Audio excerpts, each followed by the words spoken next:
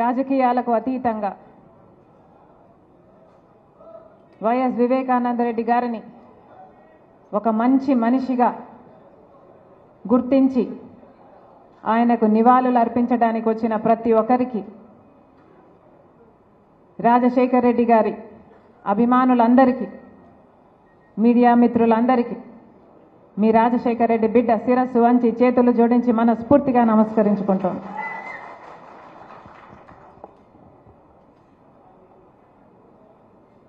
YS Vivekananda Reddy ఒక మంచి మనిషి అని, మీ అందరికీ సహాయపడే గుణం, ఇవన్నీ వైఎస్ వివేకానందరెడ్డి అయితే నాకు మాత్రం నన్ను ఎత్తుకొని నా తండ్రి తర్వాత తండ్రి లాంటి వాడు చిన్నాన వైఎస్ వివేకానందరెడ్డి.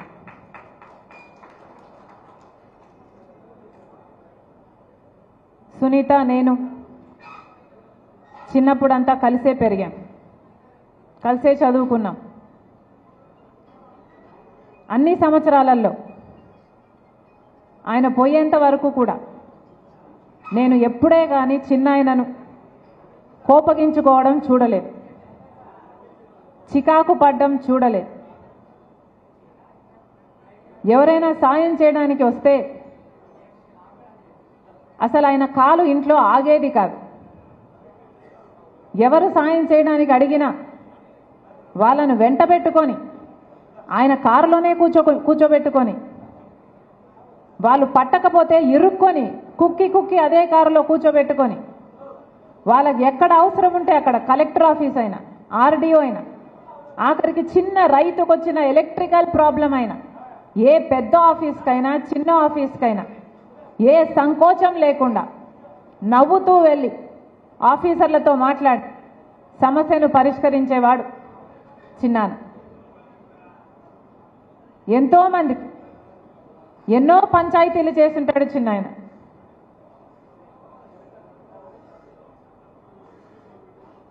ఆఖరికి నాకు చిన్నాన ఆఖరిసారి నన్ను కలిసింది నా ఇంటికి వచ్చాడు. షర్మి, నువ్వు కడప ఎంపీగా పోటీ చేయాల్సిన అవసరం ఉంది అని దాదాపు 2 గంటల పాటు నన్ను ఒప్పించే ప్రయత్నం చేశాడు. నేను ఎన్నిసార్లు వద్దులే చిన్నానా అని ఎన్నిసార్లు చెప్పినా, పెద్ద మనిషి అయ్యుండి, వయసులో పెద్దవాడయ్యుండి ఎంతో ఓపికగా నాతో అదే పనిగా కూర్చొని 2 గంటల పాటు ఒకటే అంశం, నువ్వు పోటీ చేయాలమ్మా అని, కడప ఎంపీకి నువ్వు పోటీ చేయాల్సిన అవసరం ఉంది అని. ఆఖరికి ఇంకా పెద్ద మనిషి మాట కాదనలేక అన్నీ అనుకూలిస్తే చేస్తాలే చిన్నానా అని చెప్తే తప్ప చిన్నాన ఆ రోజు లేచి వెళ్ళలేదు. అదే నేను చిన్నానను ఆఖరిగా చూసింది. ఈ రోజుకి చిన్నాన చనిపోయి 5 సంవత్సరాలు గడిచిపోయింది. ఆ రోజు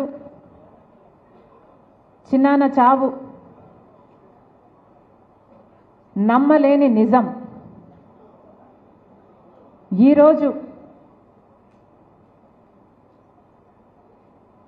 రాజకీయ విషసర్పాల కోరల్లో చిక్కుకొని దుర్మార్గు పాలన చక్రాల కింద నలిగిపోతూ న్యాయం కోసం, ధర్మం కోసం పోరాటం చేస్తున్న ఒక నిప్పు లాంటి నిజం.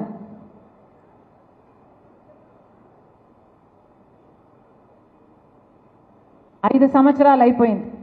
ఆలోచన చేయండి, 1 కాదు 2 కాదు. వివేకానందరెడ్డి గారి హత్య జరిగి 5 సంవత్సరాలు అయిపోయింది. క్రూరాతి క్రూరంగా ఆయన ఒంటి మీద ఎన్ని గొడ్డలు వేట్లున్నాయో ఆయన ఒంటి మీద రుజువులు ఉన్నాయి. ఘోరంగా నరికి చంపడం జరిగింది. సమాజంలో పెద్ద మనిషి, సమాజంలో మంచి మనిషి డాక్టర్ వైఎస్ రాజశేఖర్ రెడ్డి గారి ఎంతగానో ప్రేమించిన తమ్ముడు, అలాంటి ఆయన విషయంలోనే 5 సంవత్సరాలు గడిచినా కూడా న్యాయం జరగలేదు. ఈ రోజుటి వరకు కూడా హత్య చేసిన వాళ్లకు శిక్ష పడలేదు. ఇక అంతటి మనిషికి కూడా న్యాయం జరగకపోతే, హంతకులకు శిక్ష పడకపోతే ఇక సమాజంలో సామాన్యుల పరిస్థితి ఏమిటి?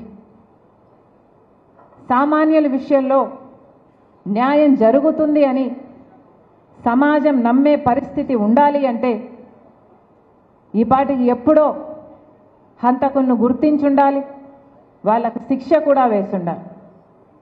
కానీ 5 సంవత్సరాలు గడిచినా కూడా ఈ రోజుటి వరకు కూడా హంతకులకు శిక్ష పడనే లేదు. హత్య జరిగిన రోజున మాకు చెప్పిన విషయం, చిన్నాన హార్ట్ అటాక్తో చనిపోయాడు అని. సాక్షి కూడా వివేకానంద రెడ్డి గారు హార్ట్ అటాక్తో మరణించారు అని చెప్పుకుంటూనే వచ్చింది.